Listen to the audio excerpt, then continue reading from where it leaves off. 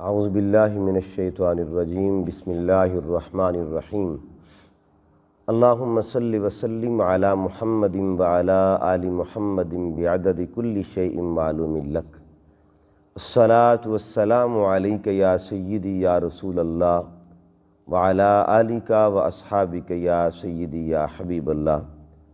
معزز و محترم سامعین و ناظرین، شرکائے فن گفتار تربیتی کورس، الحمدللہ اللہ رب العزت کے فضل و کرم اور نبی رحمت صلی اللہ علیہ وسلم کے نالین پاک کے توسل سے نویں لیکچر کی گفتگو میں ہم حاضر ہیں۔ حسب ترتیب سب سے پہلے آقا دو جہاں صلی اللہ علیہ وسلم کے حضور درود پاک کا نذرانہ پیش کریں گے۔ آپ اس کو سماعت بھی فرمائیں اور تحریر میں بھی لے کر آئیں۔ اللہم صلی علی سیدنا و مولانا محمد، اللہم صلی علی سیدنا و مولانا محمد، اللہم صلی علی سیدنا و مولانا محمد وعلی آلہ و صحبہ و بارک وسلم، اللہم صلی علی سیدنا و مولانا محمد۔ فیضان غرسوں چھا گیا گوشہ درود کا، فیضان غرسوں چھا گیا گوشہ درود کا، دل کو سما وہ بھا گیا گوشہ درود کا۔ اللہم صلی علی سیدنا و مولانا محمد، اللہم صلی علی سیدنا و مولانا محمد۔ میرے وطن پہ خاص ہے سرکار کا کرم، میرے وطن پہ خاص ہے سرکار کا کرم، اس پر وجود آ گیا گوشہ درود کا۔ اللہم صلی علی سیدنا و مولانا محمد، اللہم صلی علی سیدنا و مولانا محمد۔ رہتا ہے ہر گھڑی وہاں ماحول نور کا، رہتا ہے ہر گھڑی وہاں ماحول نور کا، نقشہ ہے یوں سما گیا گوشہ درود کا۔ اللہم صلی علی سیدنا و مولانا محمد، اللہم صلی علی سیدنا و مولانا محمد وعلی آلہ و صحبہ و بارک وسلم۔ جی معزز ناظرین، یہ تھے درود پاک کے اشعار، اور ان اشعار میں آج ہم نے ایک ذکر کیا ہے گوشہ درود کا۔ میں ناظرین کو تعارف کرواتا چلا جاؤں۔ لاہور کی سرزمین پر داتا گنج بخش کی نگری میں منہاج القرآن کے مرکز ماڈل ٹاؤن کے اندر ایک ایسی جگہ ہے جس کو گوشہ درود کہا جاتا ہے، اور اس جگہ کی خاصیت یہ ہے 24 گھنٹے وہاں پہ نماز کے وقفہ ہوتا ہے، نماز پڑھی جاتی ہے۔ اس کے علاوہ 24 گھنٹے وہاں درود و سلام کا نذرانہ پیش کیا جاتا ہے۔ آقا علیہ السلام کی بارگاہ میں حضور کے غلام اس طرح کے 10 دن کے لیے وہاں قیام کرتے ہیں، نفلی اعتکاف کی ایک صورت ہوتی ہے، اور 10 دن وہاں پہ درود و سلام پیش کیا جاتا ہے۔ یہ وہ جگہ ہے، جب بھی آپ لاہور جائیں تو ضرور منہاج القرآن کے مرکز پر گوشہ درود کی زیارت بھی کریں۔ وہاں جو ایک عجیب ماحول بنا ہے، عظیم ماحول ہے، یوں لگتا ہے کہ بندہ ایک نور کے ماحول میں آ گیا ہے، جہاں 24 گھنٹے میرے حضور کا درود پاک ہوگا۔ پھر تصور کریں کہ وہ اس منظر کی برکتیں کیا ہوں گی اس مقام کی۔ لہٰذا اللہ رب العزت ہم سب کو اس ماحول کی برکات حاصل کرنے کی توفیق نصیب فرمائے۔ آج ہم سب سے پہلے گفتگو کے حوالے سے جس بات کی طرف آتے ہیں وہ ہے خطاب تیار کرنے کا تیسرا طریقہ۔ ہم نے 2 طریقوں پر بات کر لی ہے کہ خطاب کی تیاری کیسے کی جاتی ہے۔ آج ہم تیسرے طریقے کی بات کریں گے، اور یہ وہ طریقہ ہے جس پہ آپ نے محفل میلاد مصطفیٰ صلی اللہ علیہ وسلم کے حوالے سے خطاب کرنا ہے۔ تو محفل میلاد مصطفیٰ صلی اللہ علیہ وسلم کا موضوع ہے، میلاد کی محفل ہے۔ آپ کے ذہن میں ہونا چاہیے کہ میرا ٹاپک کیا ہونا چاہیے، میں نے کس موضوع پہ جا کے خطاب کرنا ہے۔ تو میلاد مصطفیٰ صلی اللہ علیہ وسلم کے حوالے سے ایک بالکل آسان طریقہ آپ کے ذہن میں رکھنا چاہتا ہوں کہ 2 چیزوں کا آپ نے ہمیشہ ذہن میں رکھنا ہے جب بھی میلاد کی محفل میں جانا ہے، اور آپ کی پوری گفتگو جو ہے وہ ان 2 چیزوں کے اندر ہونے چاہیے۔ یعنی یہ بھی سرکل بنا لیں، اور سرکل کے ارد گرد 2 چیزیں لکھ لیں۔ ایک ہے آقا صلی اللہ علیہ وسلم کی ولادت باسعادت، اور دوسرا حضور کی سیرت۔ میلاد اور سیرت یہ سرکل کے باہر رکھ لیں۔ اسی طرح 2 چیزیں اور لکھ لیں، وہ بھی سرکل کے باہر۔ ایک ہوگا حضور صلی اللہ علیہ وسلم کے مقام کا ذکر، اور دوسرا حضور کے نظام کا ذکر۔ یعنی مقام کا ذکر اور نظام کا ذکر۔ اسی طرح آقا صلی اللہ علیہ وسلم کی ذات کے حوالے سے 2 چیزیں اور، وہ بھی سرکل کے ارد گرد لکھ لیں۔ ایک ہے صورت مصطفیٰ صلی اللہ علیہ وسلم، اور ایک ہے سیرت مصطفیٰ، وہی میلاد کے حوالے سے۔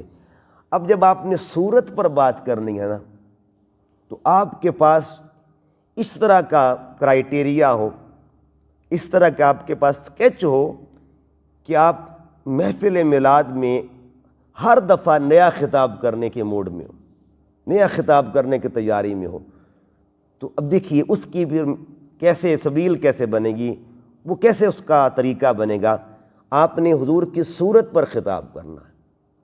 جب صورت پر خطاب کرنا ہے، صورت اقدس کو لے لیں، حضور کے جسم پاک کو لے لیں، اور جسم پاک میں جو اعضائے مقدسہ ہیں نا، اگر آپ ان پر تیاری کریں، ایک ایک عضو مبارک پر گھنٹوں گفتگو ہو سکتی ہے۔ یعنی میلاد کی محفل میں آپ کے پاس سینکڑوں موضوعات ہوں، عنوانات ہوں، سینکڑوں آپ کے پاس۔ وہ کیسے بنتے ہیں؟ مثلا دیکھیے آقا صلی اللہ علیہ وسلم کی آنکھ مبارک کو لے لیں، حضور کی آنکھوں کی برکات، حضور کی آنکھوں کا معجزہ، حضور کا دیکھنا۔ آقا صلی اللہ علیہ وسلم کی آنکھوں کے حوالے سے، حضور کی آنکھوں کے حوالے سے بے شمار احادیث مبارکہ ہیں، بے شمار واقعات ہیں، معجزات ہیں۔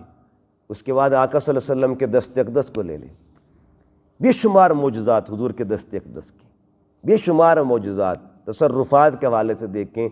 اسی طرح آقا صلی اللہ علیہ وسلم کے لب اقدس کو دیکھ لیں، آپ کے ہونٹوں کو دیکھ لیں، حضور صلی اللہ علیہ وسلم کے چہرہ اقدس کو دیکھ لیں۔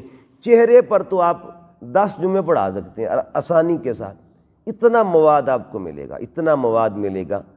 اس پر مختلف شخصیاتی کتب ہیں، شیخ الاسلام ڈاکٹر محمد طاہر القادری کی کتاب اس پہ ہے، سیرت الرسول کی جلد 10 پڑھ لیں آپ، اسی طرح حسن سراپائے رسول صلی اللہ علیہ وسلم پڑھ لیں، آقا صلی اللہ علیہ وسلم کی ذات طیبہ کے حوالے سے۔ تو ڈاکٹر صاحب کے خطابات بھی ہیں، دست مصطفیٰ کی برکتیں، پورا خطاب ہے آپ کا، یعنی حضور کے ہاتھ جو ہے نا، حضور کے دست اقدس پر پورا آپ نے خطاب فرمایا ہوا ہے۔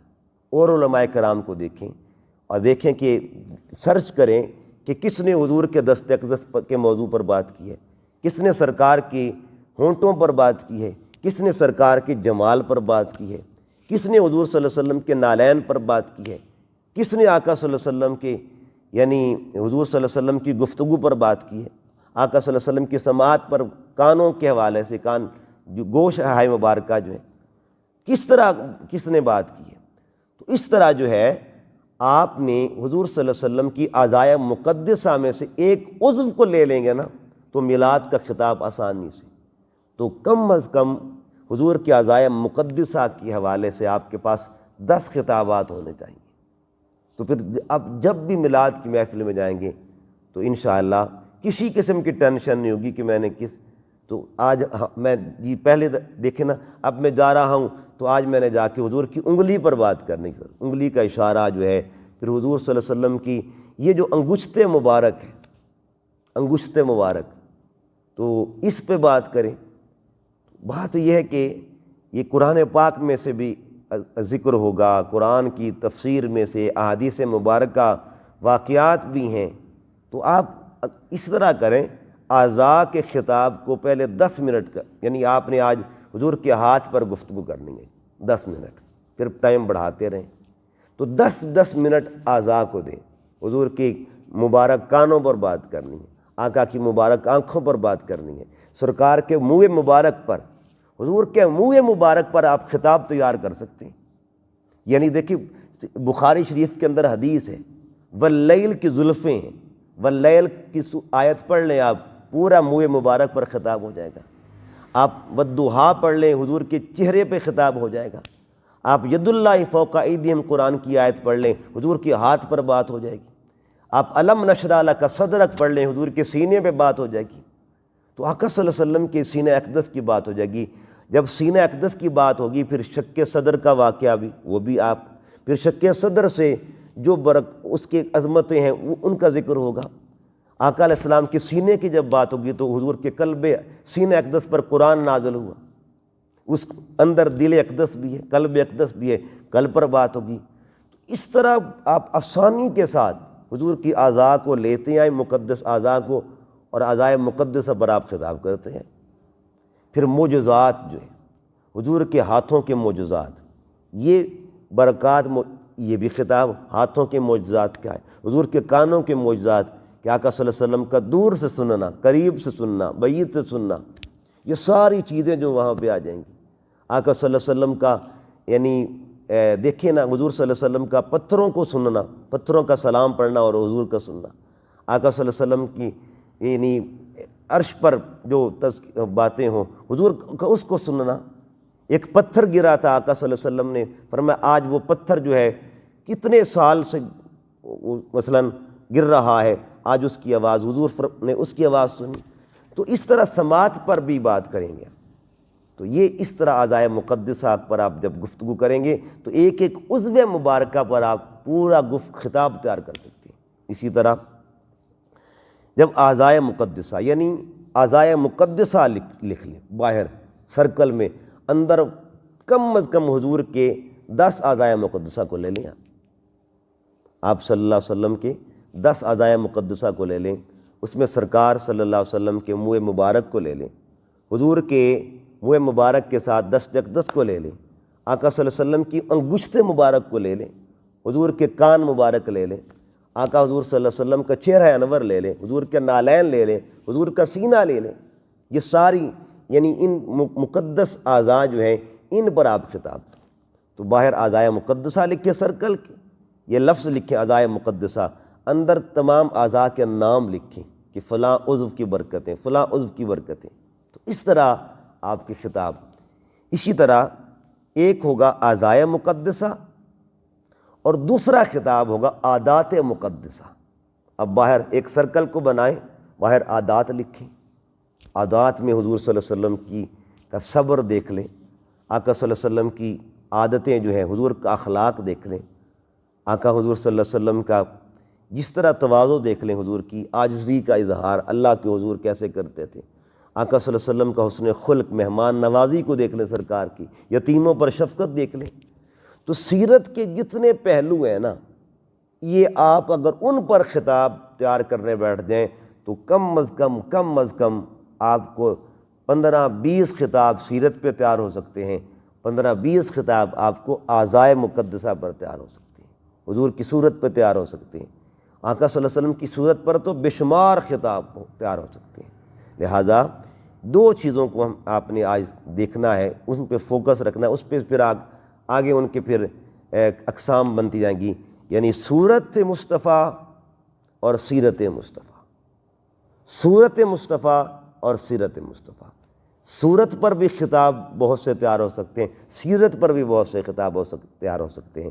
بس بات یہ کہ اگر یہ بات سمجھ میں آ گئی تو اب کم از کم کوشش کریں، اگر آپ خطاب کا ذوق رکھتے ہیں تو ایک دن کوشش کیا کریں، آج میں نے حضور کی صورت پر فلاں حصے پر میں نے 10 منٹ کی گفتگو تیار کرنی ہے، تو انشاءاللہ اسی طرح کل میں نے حضور کی سیرت پر، حضور کی فلاں عادت پر 10 منٹ کی گفتگو تیار کرنی ہے، اس طرح بہترین خطابات تیار ہوں گے۔ تو یہ آج کے حوالے سے جو خطاب کا تیسرا طریقہ جس کا تعلق آقا صلی اللہ علیہ وسلم کی ذات کے ساتھ ہے، حضور کی ذات، اور خاص طور پر محفل میلاد کے ساتھ ہے۔ محفل میلاد میں جب آپ نے صورت کا ذکر کریں گے تو اینڈ پہ میسج ہوگا محبت کا، اور جب سیرت کا ذکر کریں گے تو اینڈ پہ جو میسج ہوگا وہ اطاعت کا میسج ہوگا۔ تو کوشش کریں محبت و اطاعت کے میسیجز محافل میلاد کے ذریعے دیں، تاکہ لوگوں کے دلوں میں محبت رسول بھی ہو اور لوگ اطاعت کا بھی شعور رکھیں، اطاعت کا ذوق رکھیں۔ اب ہم آتے ہیں نقابت کے حصے کی طرف۔ آج کی ہماری جو نقابت ہے اس کا بھی تعلق حضور کی سیرت کے ساتھ ہے، اور ہم نے مین جو اس کا ٹائٹل ہے وہ ہے فیضان سیرت مصطفیٰ صلی اللہ علیہ وسلم، پہلا پوائنٹ۔ اور پہلے پوائنٹ کا جو ٹائٹل ہے وہ ہے بے مثال صورت با کمال سیرت، یعنی ہم نے آقا صلی اللہ علیہ وسلم کی صورت طیبہ کا بھی ذکر کرنا ہے اور سیرت طیبہ کا ذکر کرنا ہے۔ ان دونوں کو ہم نے ملا کے کیسے چلنا ہے، یہ بہت خوبصورت گردان ہے، بہت پیاری گردان ہے، اپنوں بچوں کو سکھائیں، گھروں میں سکھائیں یہ چیزیں۔ مثلاً دیکھیے، اور ہمیں ایک بات اور چیز ہمیں لوگ یہ بھی ایک طعنہ ملتا ہے کہ تم سیرت رسول کا ذکر ہی نہیں کرتے، تو کوشش کریں اپنی گفتگو میں جہاں سرکار کی صورت مقدسہ کا ذکر کریں وہاں سیرت کی بات بھی کریں۔ اب ہم نے جو پوائنٹ یہ بنایا ہے اس میں ہم دونوں چیزوں کو ساتھ لے کے چلیں گے، صورت مصطفیٰ کو بھی اور سیرت مصطفیٰ کو۔ چلنا کیسے ہے میں آپ کے سامنے وہ چیز رکھتا ہوں۔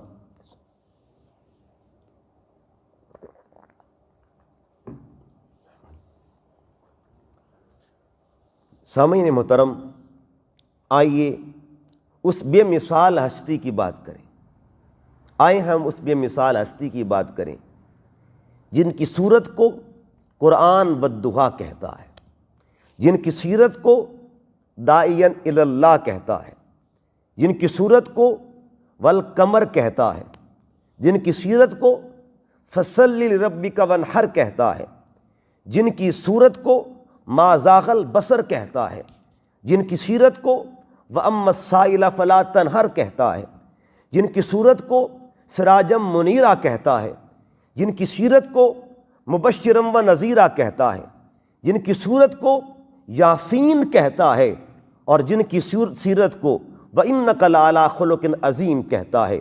الغرض صورت بھی اعلیٰ، سیرت بھی اعلیٰ، صورت بھی بے مثال، سیرت بھی بے مثال، صورت بھی نرالی، سیرت بھی نرالی، صورت بھی عظیم، سیرت بھی عظیم۔ صورت کے پیار کو محبت کہتے ہیں، سیرت کے پیار کو اطاعت کہتے ہیں۔ صورت من میں بسائی جاتی ہے، یہ اس گردان کا کلائمیکس ہے، یہ اس جملے پر آپ نے ذرا زور ڈالنا ہے۔ صورت من میں بسائی جاتی ہے، صورت من میں بسائی جاتی ہے، اور سیرت تن پر اپنائی جاتی ہے، صورت من میں بسائی جاتی ہے، سیرت تن پر اپنائی جاتی ہے۔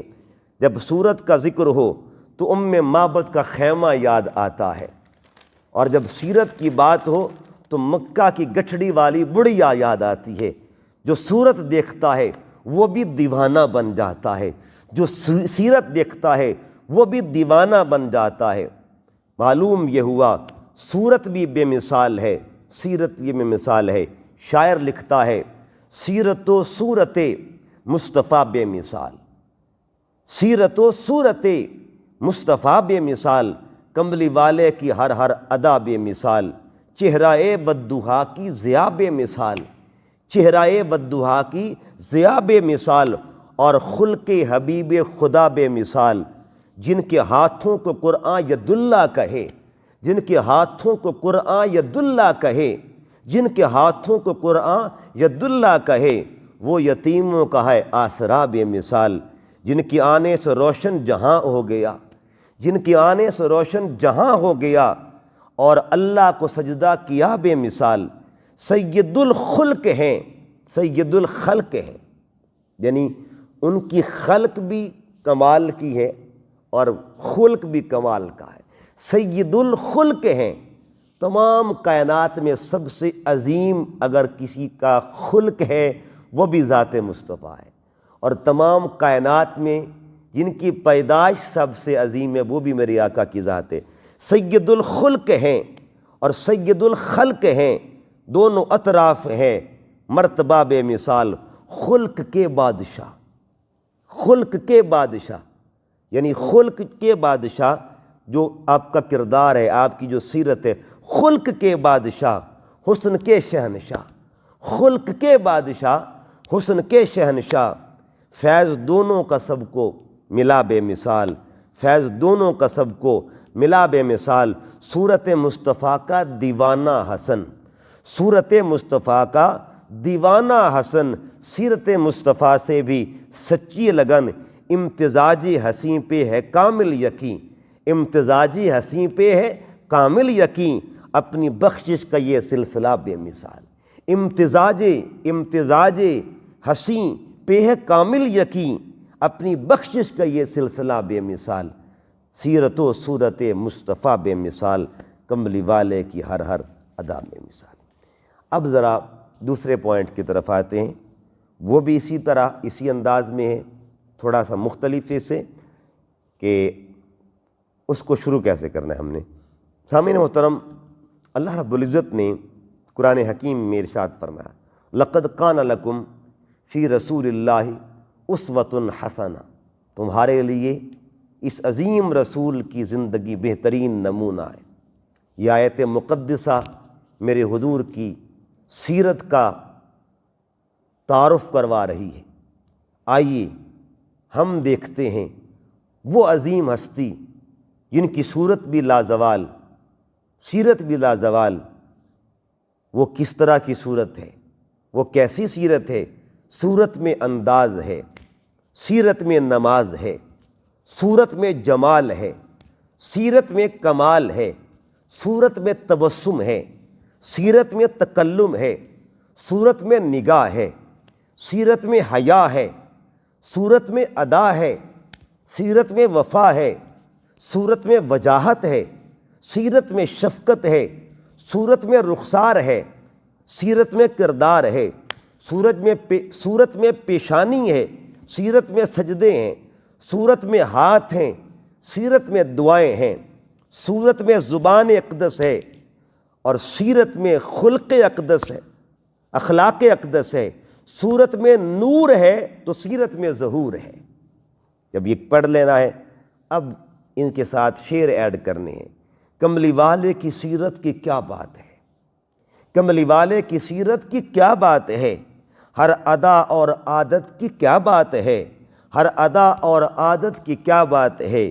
بیٹیوں کے سروں کو ردا بخش دی، بیٹیوں کے سروں کو ردا بخش دی، بیٹیوں کے سروں کو ردا بخش دی، ایسی بے مثل شفقت کی کیا بات ہے، ایسی بے مثل شفقت کی کیا بات ہے، جو غریبوں یتیموں کے غم خوار ہے، جو غریبوں یتیموں کے غم خوار ہیں ان کے انداز رحمت کی کیا بات ہے، ان کے انداز رحمت کی کیا بات ہے، جن کی سچائی تسلیم دشمن کریں، دشمن بھی صادق و امین کہتے تھے، جن کی سچائی تسلیم دشمن کریں، ان کی شان صداقت کی کیا بات ہے، ان کی شان صداقت کی کیا بات ہے، جو یہودی کی مہمان نوازی کریں، جو یہودی کی مہمان نوازی کریں، ایسی بے لوث خدمت کی کیا بات ہے، کملی والے کی سیرت کی کیا بات ہے، ہر ادا اور عادت کی کیا بات ہے۔ اب ہم اسی طرح ایک اور پوائنٹ کی طرف آئیں گے، اس پوائنٹ کا تعلق لفظ سیرت کے ساتھ ہے، لفظ سیرت کے ساتھ ہے، اور وہ لفظ دیکھیے نا، سیرت میں سین، یا، را اور تا، یہ 4 حروف آتے ہیں، ان کو کیسے ادا کرنا ہے؟ تیسرے پوائنٹ میں سامعین محترم، میرے آقا صلی اللہ علیہ وسلم کی سیرت بے مثال بھی ہے، با کمال بھی ہے۔ اگر آپ کی سیرت کے حروف کو دیکھیں تو ہر حرف میں شان مصطفیٰ ہے، ہر حرف میں عظمت مصطفیٰ ہے۔ جب سیرت کی سین کو دیکھیں گے، اس کو شروع کیسے کرنا ہے؟ سیرت کی سین سنت رسول کے پرچار کا نام ہے، سیرت کی یا یاد افعال مصطفیٰ کے اظہار کا نام ہے، سیرت کی را رحمت کونین کے بے مثال کردار کا نام ہے، سیرت کی تا تاجدار مدینہ کے افکار کا نام ہے۔ اس بے مثال سیرت کا فیض جب ابوبکر صدیق رضی اللہ تعالیٰ عنہ کو ملے تو صداقت کا پیکر بن جاتے ہیں۔ سیرت محمدی کا فیض جب عمر فاروق رضی اللہ تعالیٰ عنہ کو ملے تو عدالت کا تاجور بن جاتے ہیں۔ سیرت محمدی کا فیض جب جناب عثمان غنی رضی اللہ تعالیٰ عنہ کو ملے، جناب ابوبکر صدیق رضی اللہ تعالیٰ عنہ، جناب عمر فاروق اور اب جناب عثمان غنی رضی اللہ۔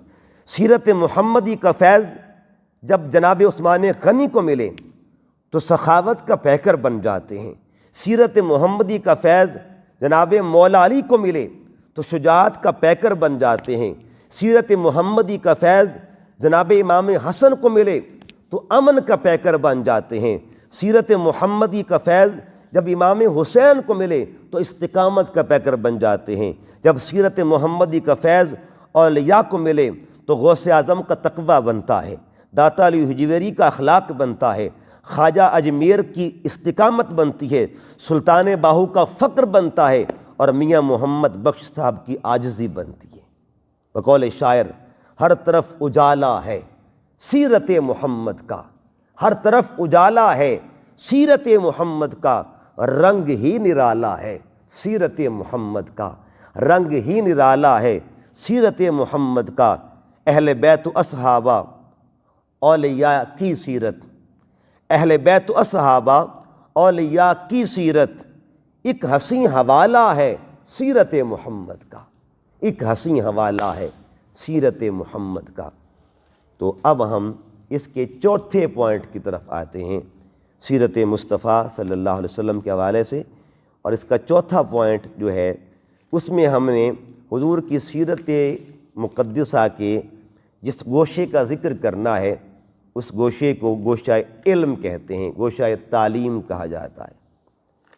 اور اس کو آپ نے شروع کیسے کرنا ہے، یہ میں جو اب آپ کے سامنے بات رکھنا چاہتا ہوں، اس کو آپ کالجز کے اندر، یونیورسٹیز کے اندر، انسٹیٹیوشن جو ہیں تعلیمی جو ادارے ہیں ان میں بھی آپ اس کو بچوں کو سکھا بھی سکتے ہیں، اور بچوں کو اس ٹاپک کے حوالے سے تیاری بھی کروا سکتے ہیں۔ یہ ٹاپک بھی ہے، اور ایجوکیشنل جو ادارے ہیں ان میں اگر پروگرام ہو، فنکشن ہو، تو آپ وہاں پہ بھی ایک علمی میسج دے سکتے ہیں اس گفتگو کے ذریعے۔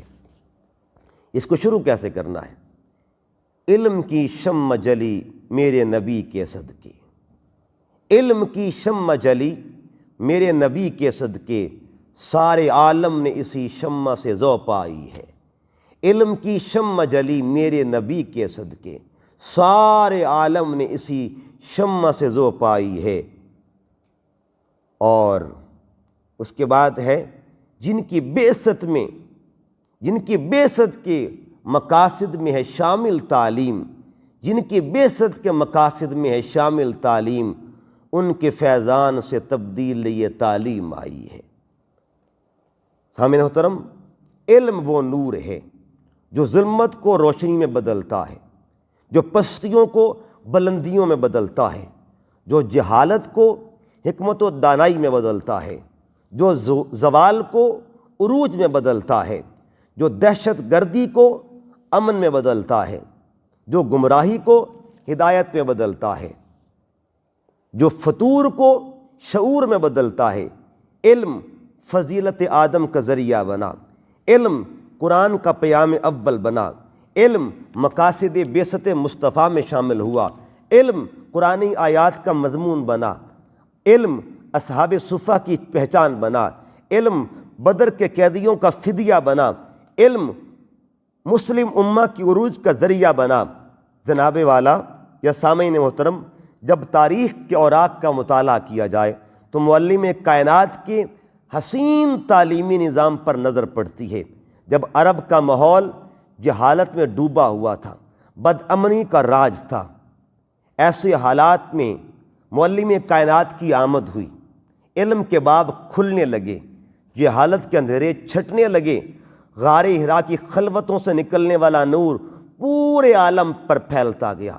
مکہ کی 1,00,000 آبادی میں شرح خواندگی نہ ہونے کے برابر تھی، صرف 15 لوگ تھے جو اپنا نام لکھنا جانتے تھے۔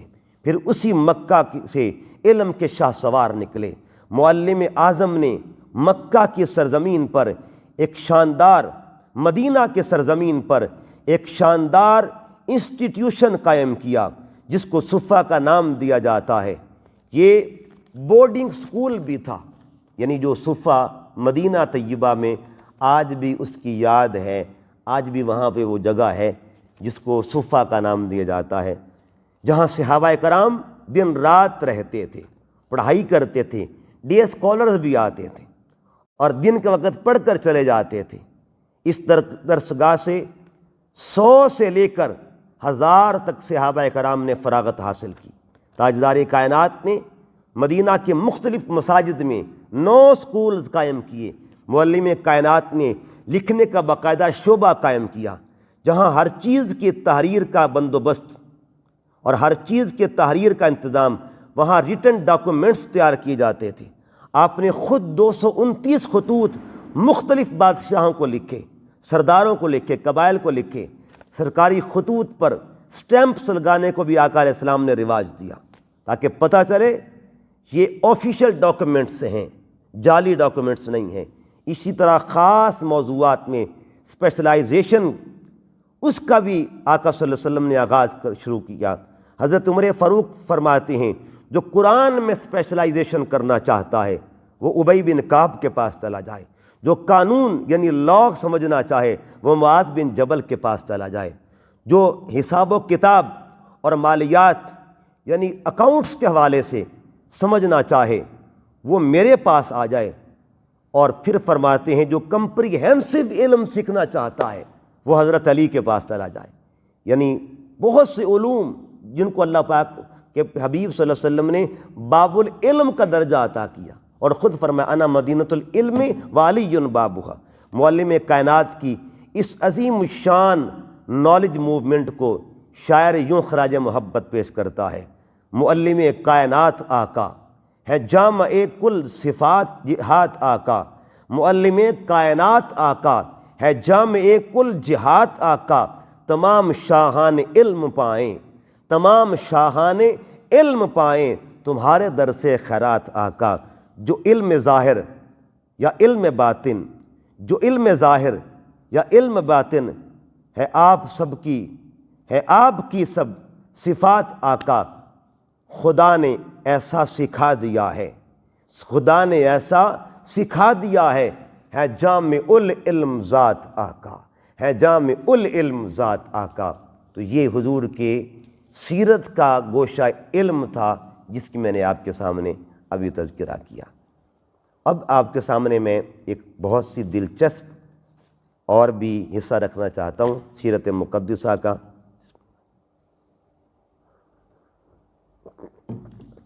اور یہ آقا صلی اللہ علیہ وسلم کی سیرت پاک، یہ کوشش کریں کہ اپنے بچوں کو یہ سکھائیں۔ میں نے اس میں کوشش کی ہے، اور جو مزید احباب اس میں مزید کچھ چیزیں ایڈ کرنا چاہیں، آپ کو سیرت کی کتابوں سے مل جائے، وہ ایڈ بھی کر سکتے ہیں آپ۔ یعنی یہ حتمی تو میں اس کو نہیں کہہ سکتا، اس میں کچھ سال ایسے ہیں جن کی مسنگ بھی ہے یا جو اکٹھے نہیں ہو سکے، آپ ان کو بھی کلیکٹ کر سکتے ہیں اور اس میں شامل کر سکتے ہیں۔ بسم اللہ الرحمن الرحیم۔ شروع کیسے کرنا ہے؟ جن کی ہر گھڑی روشنی روشنی، جن کی ہر گھڑی روشنی روشنی، کملی والے کی سیرت پہ لاکھوں سلام۔ سامعین محترم، آئیے ہم ایک عظیم زندگی کو دیکھتے ہیں۔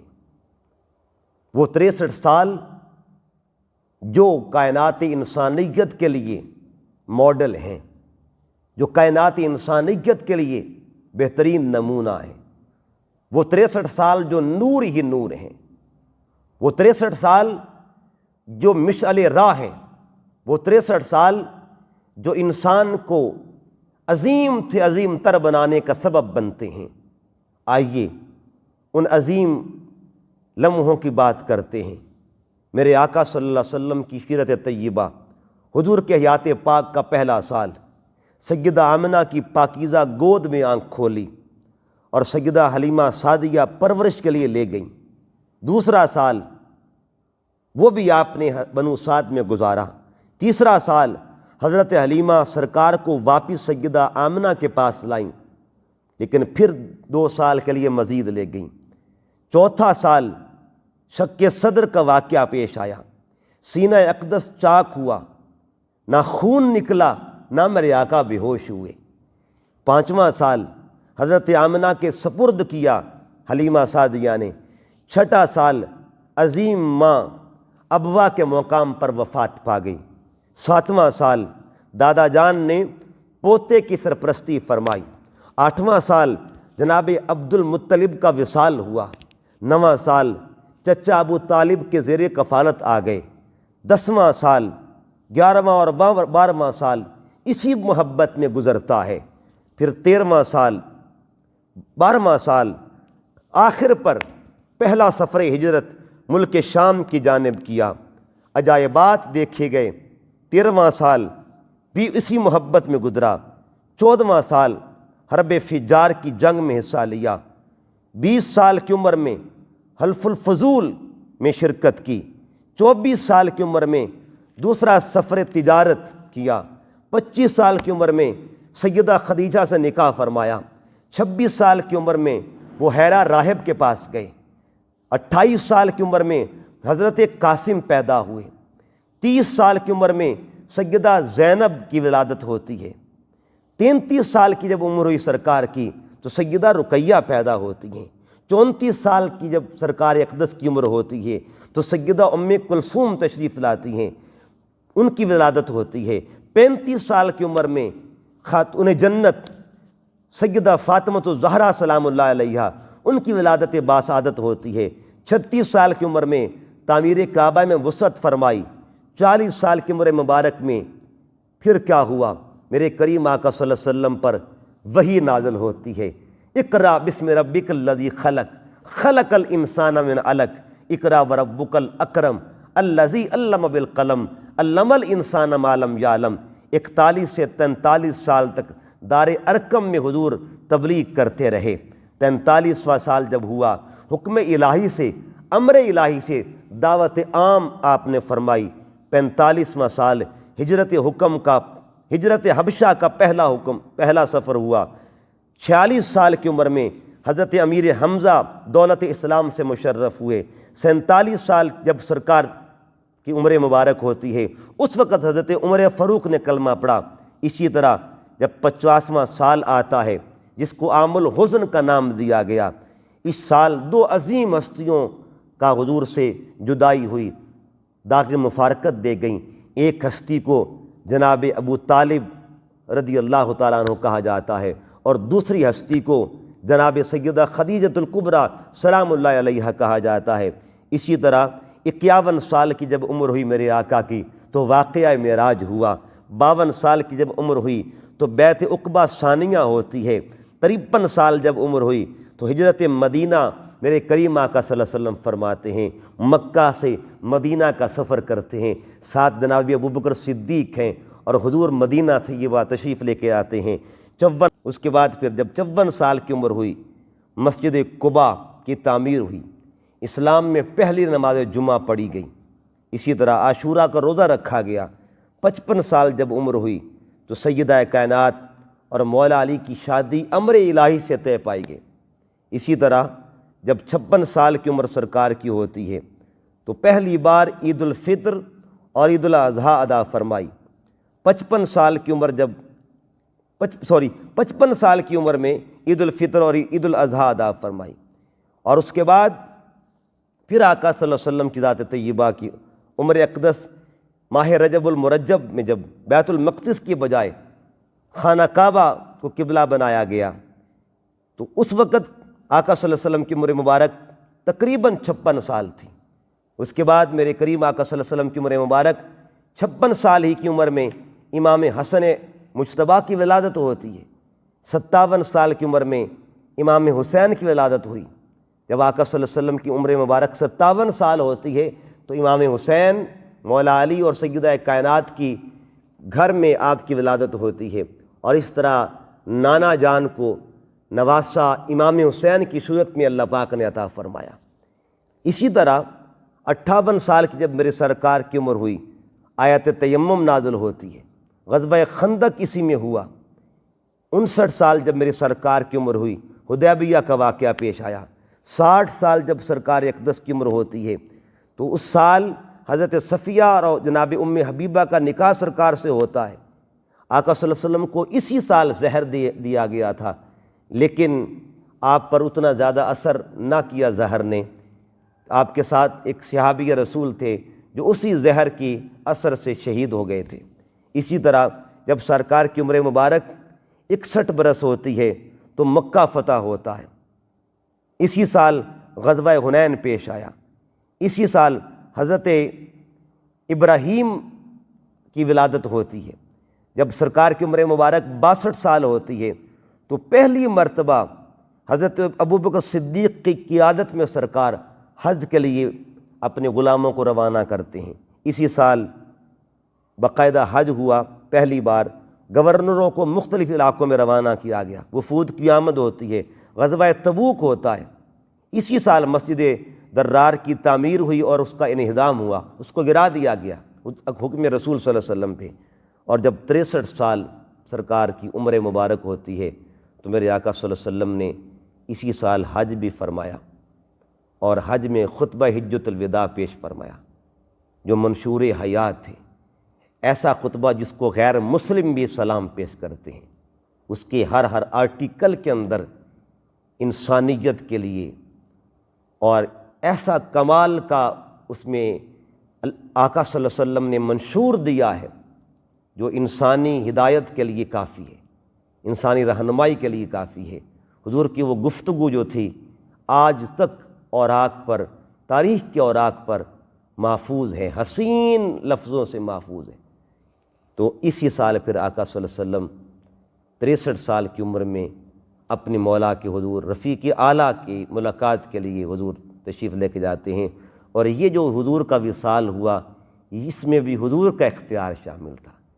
جبرائیل امین آئے اور عرض کیا کہ اللہ رب العزت نے امر دیا ہے، اللہ رب العزت نے آپ کو اختیار دیا ہے، آپ چاہیں تو دنیا میں رہیں، چاہیں تو ہمارے پاس آ جائیں۔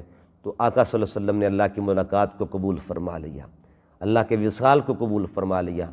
اس طرح 63 سال کی عمر میں سرکار کا وصال مبارکہ ہوا، اور حضور گنبد خضرا میں آج بھی جلوہ افروز ہیں، جلوہ فرما ہیں، اور پوری امت کو آج بھی سرکار کا فیض نصیب ہو رہا ہے۔ حضور صلی اللہ علیہ وسلم کی ذات اقدس کا فیض ہمیشہ سے تھا، ہمیشہ ہے اور ہمیشہ رہے گا۔ تو یہ سیرت مقدسہ کے چند گوشے تھے۔ اس میں نے پہلے بھی عرض کیا کہ آپ کچھ ہم نے کلیکشنز کی ہیں، کچھ آپ ایڈ کرنا چاہیں تو اس کو اور بھی مزید پھیلا سکتے ہیں، بہت بڑھا سکتے ہیں۔ سیرت کی کتب کا مطالعہ کریں تو یہ اور بھی پھیل سکتا ہے، اس کو اپنے بچوں کے ذہن میں محفوظ کریں۔ اب ہم قرآن پاک کی آیت کی طرف آتے ہیں، اور وہ آیت مقدسہ جس میں اللہ رب العزت نے زبان مصطفیٰ کے ذریعے سے پیغام دیا، محبوب تو خود فرما دے، اعلان کر دے، انا اول المسلمین، یعنی حضور صلی اللہ علیہ وسلم کی شان کا حکم اللہ نے فرمایا کہ محبوب اپنی شان خود ہی بیان فرمائیے، انا اول المسلمین، کہ میں پہلا مسلم ہوں، پہلا فرما بردار ہوں۔ یہ بات یاد رکھیں، کل بشریت بھی فرما بردار فرما بردار الہی ہے، اور کل نوری جو ہے وہ بھی اللہ کے فرما بردار ہیں، مگر یہ قرآن کی آیت سورہ انعام کی 163 نمبر آیت گواہی دے رہی ہے کہ پہلا مسلم جبرائیل نہیں ہے، پہلا مسلم جناب آدم بھی نہیں ہے، جبرائیل امین بھی نہیں ہے، پہلے مسلم کو ذات محمد عربی کہا جاتا ہے۔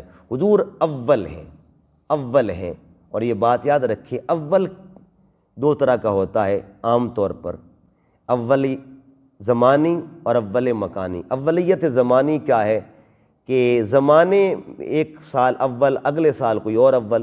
اس کی میں مثال دیتا ہوں، مثلا ایک اسکول ہے، کالج ہے، اس میں 2018 کو ایک بچہ فرسٹ آ گیا، 2019 کو اور بچہ فرسٹ آیا، 2020 کو اور بچہ، یعنی پوزیشن بدلتی رہی، زمانہ بدلتا رہا، وہ فرسٹ پوزیشن بدلتی رہی۔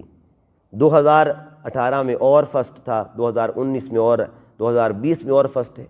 تو پوزیشن بدلتی رہتی ہیں، زمانے بدلے، پوزیشن بدلتی رہی، اس کو اولیت زمانی کہتے ہیں۔ اولیت مکانی کیا ہے؟ مثلا ایک بندہ فیصل آباد میں اول آیا، ایک بندہ اپنی تحصیل میں اول آیا، اس کی اولیت کی لیمٹ تحصیل ہے۔ ایک ضلع میں اول آیا ہے، اس کی لیمٹ ضلع، ایک ڈویژن میں اول آ گیا، اس کی لیمٹ بڑھ گئی، ایک صوبے میں اول آ گیا، اس کی لیمٹ اور بڑھ گئی، ایک پورے ملک میں اول آ گیا، اس کی لیمٹ اور بڑھ گئی، اور ایک پوری دنیا میں اول آ گیا۔ یہ لاسٹ لیمٹ ہوتی ہے عام طور پر، مگر یاد رکھیے میرے آقا صلی اللہ علیہ وسلم کی ذات طیبہ کی شان اولیت کو دیکھیں، زمانوں کے اعتبار سے دیکھیں تو کل بھی حضور اول تھے، آج بھی آقا اول ہیں، اور ہمیشہ حضور اول رہیں گے۔ آقا علیہ السلام فرماتے انا اول من قال بلا، عالم ارواح میں سب سے پہلے جس نے بلا کہا تھا وہ میری ذات ہے۔ پھر آقا صلی اللہ علیہ وسلم نے فرمایا انا اول من تنشق عنہ الارض، کہ جب قبر کھلے گی، من تنشق عنہ الارض، تو قبر جب کھلے گی تو سب سے پہلے باہر میری ذات آئے گی، اولیت قیامت کے دن بھی۔ پھر حضور فرماتے ہیں انا اول من یسجد فی یوم القیامہ، قیامت کے دن سب سے پہلے جو اللہ کو سجدہ کرے گا وہ بھی میری ذات ہوگی۔ یعنی حضور عالم ارواح میں بھی اول، حضور عالم اجسام میں بھی اول، آقا حضور صلی اللہ علیہ وسلم کی ذات طیبہ، حضور کی ذات طیبہ، جن کو اولیت، ایسی اولیت ملی ہے کہ ہمیشہ کے لیے اول بھی ہیں، اور حضور کی شان آخر بھی ہے۔ کل انشاءاللہ ہم نیکسٹ لیکچر میں یہ بتائیں گے کہ حضور اول ہیں تو پھر آخر کیسے ہیں، دو شانوں کو لے کے۔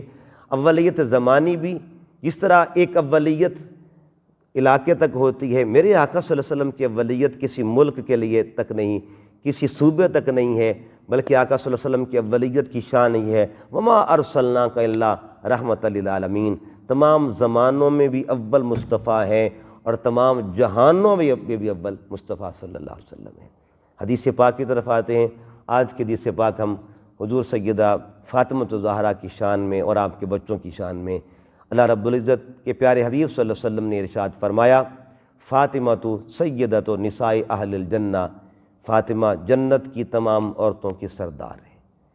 اور دوسری حدیث پاک میں آقا علیہ السلام نے فرمایا من احب حسنا و حسینا فقد احبنی، جس نے حسن و حسین سے محبت کی اس نے مجھ سے محبت کی، ومن احبنی فقد احب اللہ، جس نے مجھ سے محبت کی اس نے اللہ سے محبت کی، من ابغض حسنا و حسینا فقد ابغضنی، جس نے حسن و حسین سے بغض کیا اس نے مجھ سے بغض رکھا، ومن ابغضنی فقد ابغض اللہ، جس نے مجھ سے بغض رکھا اس نے اللہ سے بغض رکھا۔ تو یہ حدیث مبارکہ آخری ہمارا حصہ بنیادی مسائل کی طرف ہے، اور اس پر ہم آج جن مسائل کا تذکرہ کریں گے ان مسائل کا تعلق جو ہے وہ ہے زوا اور عین۔ زوا سے مراد کیا ہے اور عین سے مراد کیا ہے؟ زوا سے ظہر کی سنتیں اگر چھوٹ جائیں، یعنی ظہر کی سنتیں اگر رہ جائیں، بندہ جماعت میں شامل ہو گیا تو بعد میں وہ سنت کیسے ادا کرے گا؟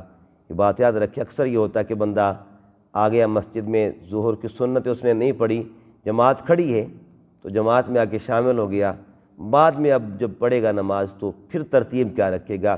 سب سے پہلے وہ 2 رکعت پڑھے گا سنت، اس کے بعد پھر 4 سنتیں پڑھے گا، پھر 2 نفل پڑھے گا۔